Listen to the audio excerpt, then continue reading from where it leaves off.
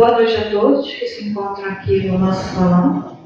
Boa noite também aos nossos irmãos que nos acompanham pelo canal do Centro Espírita Miguel Oficial, no YouTube. Sejam todos bem-vindos. Lembramos sempre aos nossos irmãos que se encontram em seus lares para colocarem um recipiente com água para poder ser fluidificado. E bebam essa água. Ela pode ser bebida com os seus medicamentos, caso vocês tomem, e também em doses homeopáticas, de manhã, de tarde e de noite. E bebam essa água na certeza que ali contém o remédio necessário para o refazimento físico e espiritual de vocês. Vamos dar início à nossa reunião, ouvindo a página de preparação que o nosso irmão Edivaldo trará. Logo em seguida, eu farei a prece. E depois a nossa irmã Cristiane trará a página do Evangelho da noite de hoje. Uma boa noite a todos vocês. Uma boa noite para você também que está nos acompanhando através do nosso canal no YouTube. Vamos todos juntos elevar os nossos pensamentos a Deus, nosso Pai, e a Jesus, acompanhando a leitura do livro Fonte Viva, psicografia do nosso saudoso Francisco Cândido Xavier, e a mensagem do nosso irmão Emmanuel, número 99. Persiste e segue. Portanto, tornai a levantar as mãos cansadas e os joelhos desconjuntados. Paulo está em Hebreus, capítulo 12, versículo 12. O lavrador desatento quase sempre escuta as sugestões do cansaço. Interrompe o serviço em razão da tempestade. E a inundação lhe rouba a obra começada e lhe aniquila a coragem incipiente. Descansa em virtude dos calos que a enxada lhe ofereceu, e os vermes se incumbem de anular-lhe o serviço. Levanta as mãos no princípio, mas não tornar a levantá-las, na continuidade da tarefa, e perde a colheita. O viajor, por sua vez, quando invigilante, não sabe chegar convenientemente ao termo da jornada. Queixa-se da canícula e adormece na penumbra de ilusórios abrigos, onde inesperados perigos o surpreendem. De outras vezes, salienta a importância dos pés ensanguentados e deita-se às margens da senda, transformando-se em mendigo comum. Usa os joelhos sadios, não se dispondo, todavia, a mobilizá-los quando desconjuntados e feridos, e perde a alegria de alcançar a meta na ocasião prevista. Assim acontece conosco na jornada espiritual. A luta é o meio, o aprimoramento é o fim, a desilusão amarga, a dificuldade complica, a ingratidão dói, a maldade fere. Todavia, se abandonarmos o campo do coração por não sabermos levantar as mãos de novo, no esforço persistente, os vermes do desânimo proliferarão precípites no centro de nossas mais caras esperanças. E se não quisermos marchar de joelhos desconjuntados, é possível sejamos retidos pela sombra de falsos refúgios durante séculos consecutivos. Graças a Deus.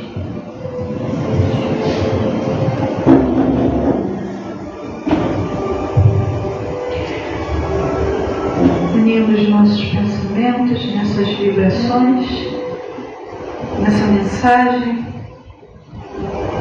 que nos toca, nos chamando a grande importância de estejamos nós, como estivermos, buscar sempre a Ti, Jesus. Porque Tu nos disseste que Tu é o caminho, a verdade e a vida. E aqui estamos, Senhor, unindo os nossos joelhinhos desconjuntados, buscando, através desta casa, que é verdadeiro oásis diante da vida. Pois aqui, Senhor, encontramos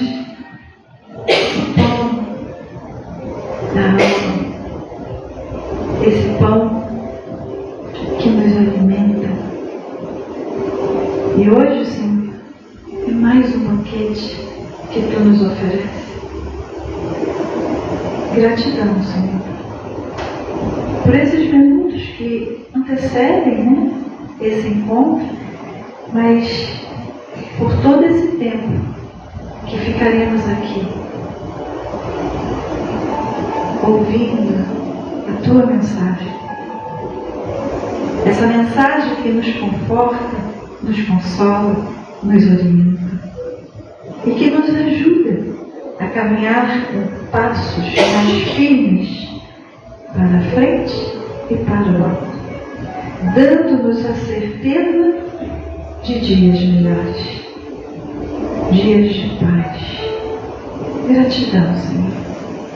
Te rogamos que fique conosco no decorrer de todo esse encontro.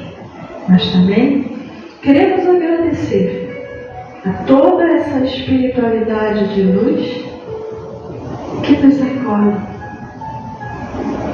que nos recebe a cada encontro. Queremos agradecer aos nossos mentores espirituais que tanto fazem para que a gente chegue aqui, para que tenhamos cada vez mais ânimo, vontade e determinação.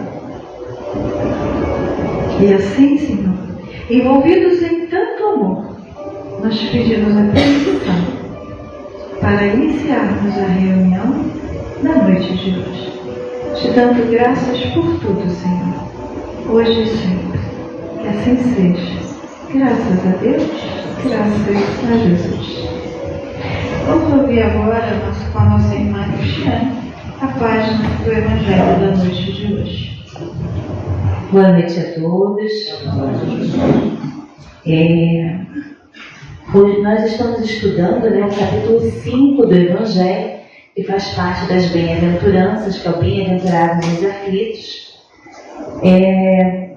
Um dos capítulos mais belos que a gente tem, né? Bem-aventurados os aflitos, pois serão consolados. E o Consolador prometido vem logo no capítulo 6, né? E a gente vai falar especificamente a partir do item 14, cujo título é O Suicídio e a Loucura. E esse título segue do 14 até o item 17. Tá? Essa mensagem que a gente encontra no Evangelho é uma mensagem que não está assinada. A maior parte das vezes, se vocês forem parar para perceber, quando a mensagem não tem uma assinatura, ela é um comentário de Allan Kardec. E esse é o caso. É especificamente o caso. E é interessante pensar, né, que ele vai falar de duas coisas muito difíceis. Né? É um assunto delicado, é um assunto, diria até pesado. Né? E aí a gente para pensar assim, né? Eu vou tratar desse assunto na reunião de fluidoterapia. O que é a reunião de fluidoterapia? Né? Reunião onde a gente é encaminhado para a gente se reequilibrar. Para a gente reequilibrar nosso corpo físico, né? Para a gente reequilibrar as nossas emoções. A gente descobriu, assim, estou falando de forma genérica, né, enquanto sociedade, a gente descobriu na pandemia que saúde mental é uma coisa muito séria. Muito séria. Talvez a gente não tivesse se dado conta disso antes, mas a partir daí a gente percebe que não dá para fugir dos nossos sentimentos, das nossas dores, das nossas angústias, das nossas ansiedades, que muitas vezes vão somatizar no nosso corpo físico. Afinal de contas, não dá para separar, né, o cérebro do resto do corpo. né? André Luiz diz que as emoções se derramam no corpo físico a partir do cérebro. Então, a primeira coisa, né, que a gente tem que pensar é que a gente é um todo, né, que está no corpo físico, cujo espírito, ou alma, se você preferir, porque a gente chama, né, a alma, o espírito que está no corpo físico, cujo espírito vai repercutir nessa matéria. Não dá para fugir disso. É um combo, né? Não vem separado, sabe? Ou você compra o pacote inteiro, né? Ou você não vai dar para separar uma coisa da outra. Você vai ter que levar tudo. E o que acontece? Quando a gente vem para uma reunião dessa, a gente vem procurando restabelecer muitas vezes o corpo físico. E aí a gente se depara com algo que vem antes, que é o quê? O estudo do Evangelho. Que a gente diz que é a parte primordial, porque fala da evangelioterapia. Ou seja, a terapia do Evangelho para que a gente possa reeducar o corpo? Não. O espírito. O espírito. E se você está aqui, eu vou presumir que você é espírita. E se você é espírita, eu vou presumir que você acredita em vida após a morte, em reencarnação, né? Vida após a morte, reencarnação, aí. Quantas questões, né? Muitas. E isso já te dá coragem moral para entender que a vida não acaba aqui. Né? Mas quando a gente trata do tópico do suicídio, por exemplo, ele gera uma série de dúvidas, angústias, né? Porque às vezes o espírita sabe que a vida continua, mas isso não quer dizer que ele não fique deprimido, depressivo, eu diria mais. Isso não quer dizer que ele não precise ir ao psiquiatra. Isso não quer dizer que ele não precise de medicamento para se restabelecer. Lembra que André Luiz fala que as emoções se derramam no corpo físico através do cérebro? Por quê? Hoje, isso ele falou lá na década de 50, por aí, 1950, já faz tempo, né? Mas a partir da década de 1990, a gente com o advento da neuroimagem, com a neurociência, a gente entendeu uma série de coisas, os neurotransmissores, as serotoninas, as endorfinas e tantas coisas mais. E aí a gente entendeu que às vezes tem gente que fica depressiva porque precisa de remédio também. Então, como um combo que nós somos, só o Evangelho não resolve. Só o passe não resolve. Só o médico não resolve. A gente precisa cuidar disso tudo ao mesmo tempo. Esse é um ponto importante. E todo o texto de Kardec vai trazer para a gente a noção de que a doutrina espírita serve para construir em nós a coragem moral para enfrentar os problemas da vida que todo mundo tem. Todo mundo. E não dá para medir dor na balança. A minha dói mais, a da Inês dói menos, né? A da Kátia dói mais. Não dá para medir. Por mais que a gente seja solidário, amistoso, companheiro, não dá. É por isso que também a gente não pode diminuir a dor do outro. A loucura, nesse sentido, ela pode ser uma dor tão grande que causa um desequilíbrio, uma desrazão, uma ansiedade, uma angústia imensa, um não saber o que eu vou fazer, né? Então a gente precisa pensar que, se a gente está aqui estudando doutrina espírita, e quando a gente lê isso daqui, ele vai trazer para a gente um passo a passo de coisas que podem nos fortalecer. Mas às vezes a dor é tão grande que, se você também não cuidar da sua parte física, só isso não vai adiantar. E ele começa o texto dizendo: a calma e a resignação adquiridas na maneira de encarar a vida terrena e a fé no futuro dão ao espírito uma serenidade que é o melhor preservativo da loucura e do suicídio. Então ele já dá um antídoto contra o mal. E esse antídoto é a doutrina espírita. É tão belo.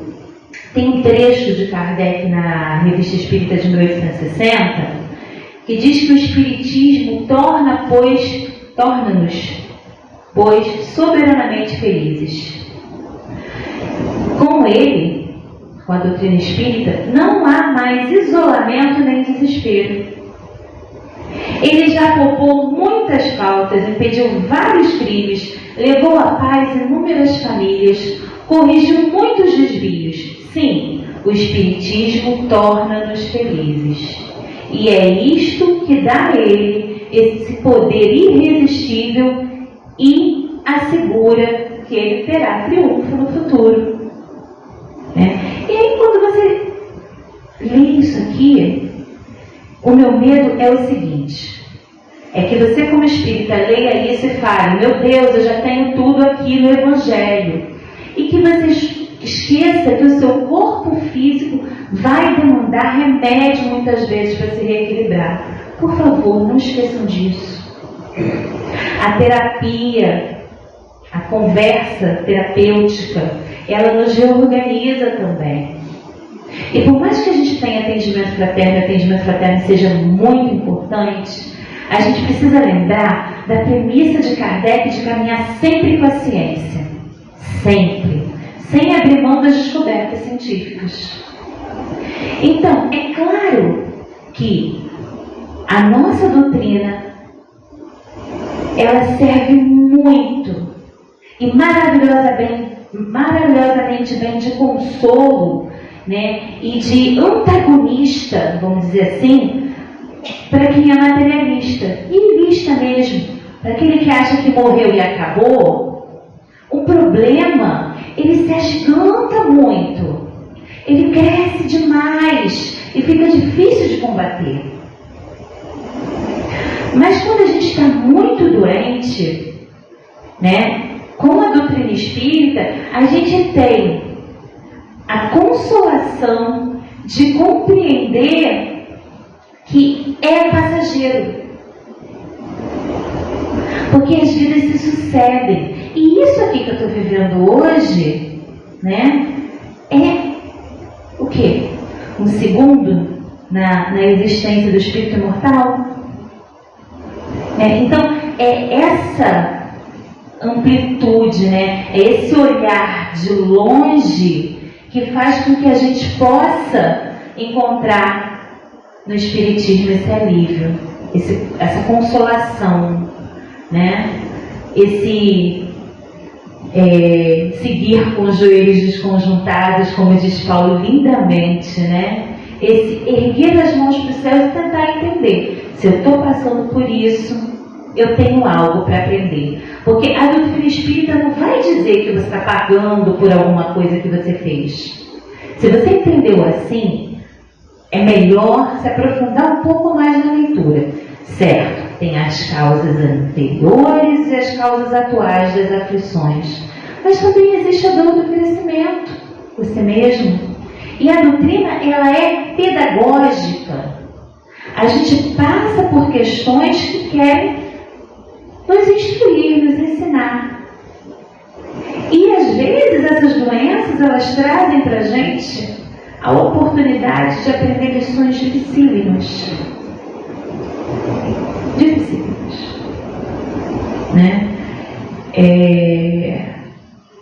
Eu tenho uma dificuldade. Vou contar aqui para vocês que eu tenho dificuldade de ficar doente e ter que depender de alguém. Eu tenho um bicho carpinteiro, sabe? Que eu não sei simplesmente ficar lá quietinha e esperar alguém trazer alguma coisa para mim. Né? Quando eu vejo, eu já peguei, eu já subi, eu já fiz, enfim. Então, até isso, aprender a aceitar o cuidado e o amor dos outros é uma lição e tanto. E é uma lição que, para mim, é bastante difícil de aprender. Mais adiante, Kardec vai continuar dizendo dessa dupla questão, né, entre aquele que não acredita em nada e aquele que tem a doutrina como base. A incredulidade, a simples dúvida quanto ao futuro, as ideias materialistas, em uma palavra, são as maiores incentivadoras do suicídio. Elas produzem a frouxidão moral. Ele vai chamar de frouxidão moral. Quando você não acredita em nada, né, que você tem uma dor imensa e você não sabe como resolver, o que você vai procurar? Algo que anestesie, que pare com essa dor. Se você não acredita que existe vida após a morte, e é o corpo que está te causando dor, você vai procurar fugir dele. Racionalmente falando, é isso. É por isso que tem, quando a gente comete, vamos dizer assim, quando a gente comete um crime, legalmente falando, a gente não tem agravantes e atenuantes? Nesse caso também. Se você já entendeu como é que a vida após a morte funciona, você vai buscar ferramentas para sair dessa vontade de desistir da vida. Você vai lutar para se manter aqui o maior tempo possível. Você vai lutar e vai pedir ajuda. É isso que é o ponto do qual a gente não pode fugir. E mais adiante, Kardec diz: entre os suicidas, o sofrimento temporário em lugar do eterno, nem por isso é menos terrível. E sua natureza dá o que pensar a quem quer que seja tentado a deixar este mundo antes da ordem de Deus. O que a doutrina espírita faz? Ela possibilita que eu converse com as mais diversas pessoas que já desencarnaram. Então, quando eu estou na mesa mediúnica, que vem um irmão que não conseguiu levar a termo a sua existência nesse plano terreno e desistiu da vida antes, eu vou entender que ele vai sofrer bastante, porque eu já conversei com ele. Mas eu também vou entender uma coisa, que a misericórdia divina é fantástica. Ela é tão maravilhosa que ela o trata como um filho de Deus muito amado. E não são raros aqueles que dizem assim: mas eu posso ser acolhido aqui, porque existe em outras denominações religiosas uma visão de que há um crime máximo para o qual a misericórdia de Deus não encontraria saída. Essa visão não é uma visão espírita. Para os espíritas, nós compreendemos que sim, é um sofrimento imenso, mas compreendemos também que, a partir da misericórdia de Deus, todos os nossos irmãos serão auxiliados, porque não há sofrimento eterno. Não há uma pena eterna. E a mais das vezes, aqueles que chegam ao ponto de desistir da vida é porque já estão no auge do desespero, e o desespero é a desrazão, é exatamente a loucura.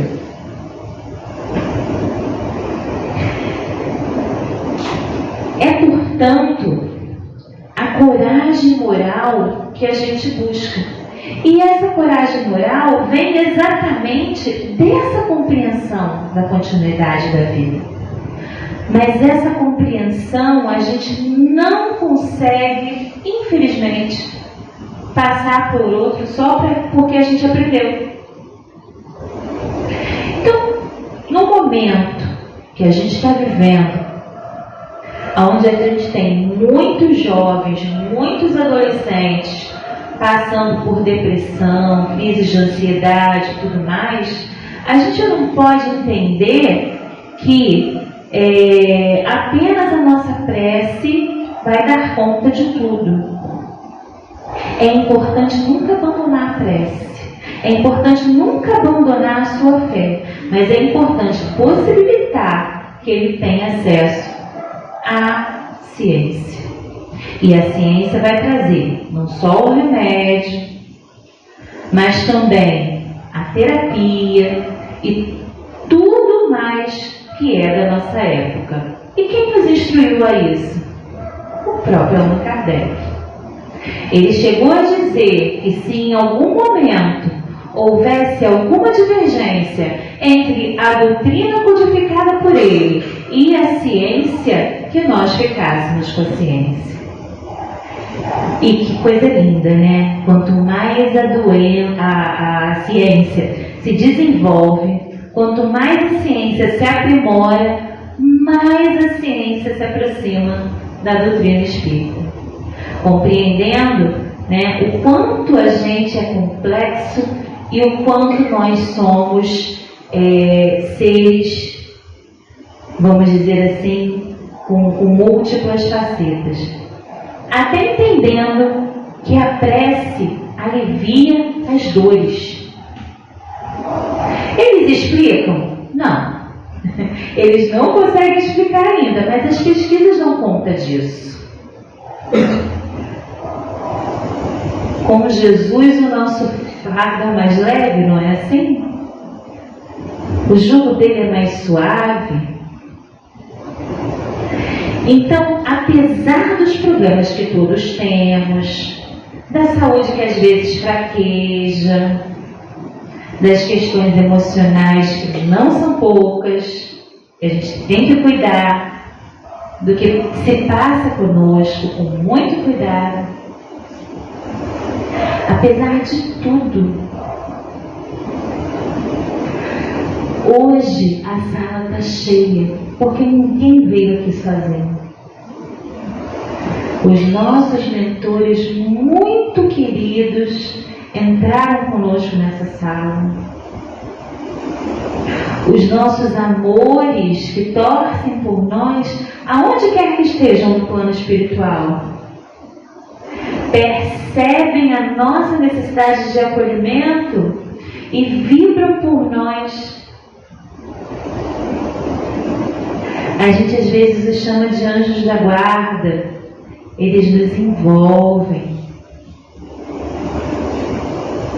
nos acolhem,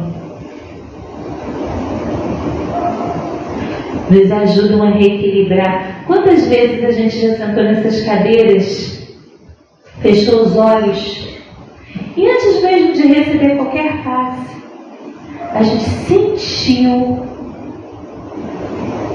que estava sendo tratado. Basta fechar o olho. Não precisa muito não. Se concentra e percebe.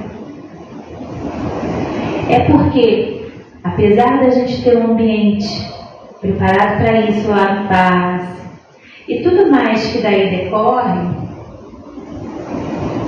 o fator primordial para que o nosso tratamento seja efetivo é o quê? É o nosso coração aberto para Ele. É o nosso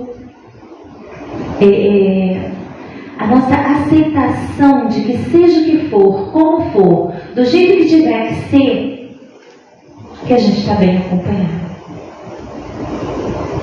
E que tudo que se passa conosco tem porquê, tem motivo. Então, quando a gente encerra assim o estudo, né? Que a sala fica só da musiquinha, né?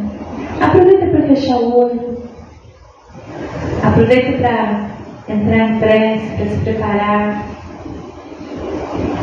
para poder acolher para si aquilo que você pergunta, o que eu tenho que aprender com isso?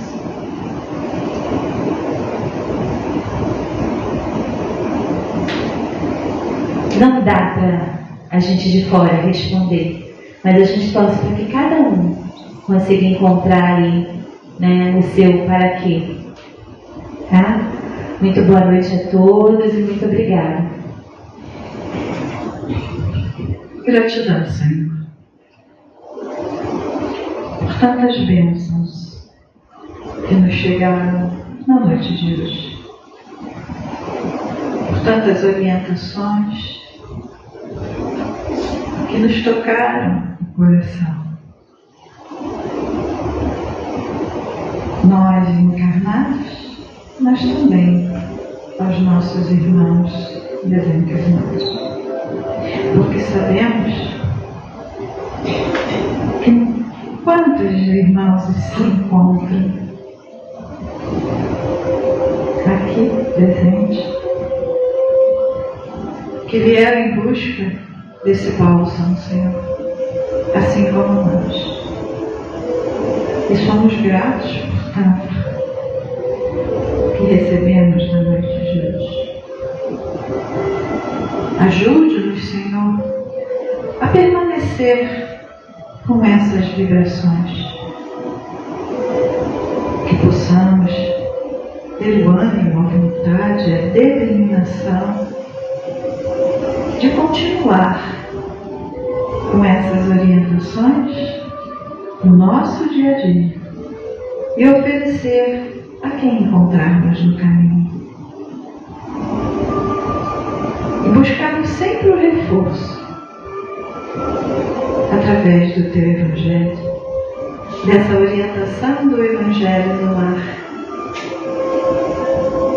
para que a gente não se perca nesse caminho, porque temos a certeza que o Senhor é a nossa bússola e que vai nos conduzir a um lugar de paz. Gratidão, Senhor. Te rogamos, Senhor, que essas vibrações que nos envolveram o tempo todo se estendam a toda essa humanidade que tanto precisa de Ti.